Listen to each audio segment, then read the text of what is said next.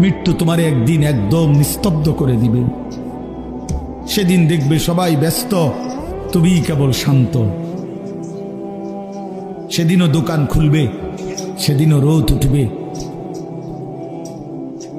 সেদিনও বৃষ্টি ঝরবে, সেদিনও হাজারো মানুষের ব্যস্ততা থাকবে, শুধু তুমি বন্ধু থাকবা না,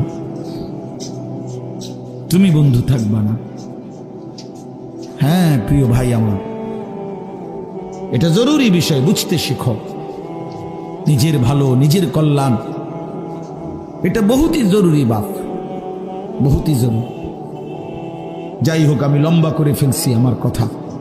তৃতীয় কথা হলো দলালাত, কোন ব্যক্তি হকের রাস্তা, জান্নাতের রাস্তা, সঠিক রাস্তা থেকে পথ হারিয়ে ফেলা, কুফরির মধ্যে লিপ্ত হলো, শিরিকের মধ্যে লিপ্ত হলো,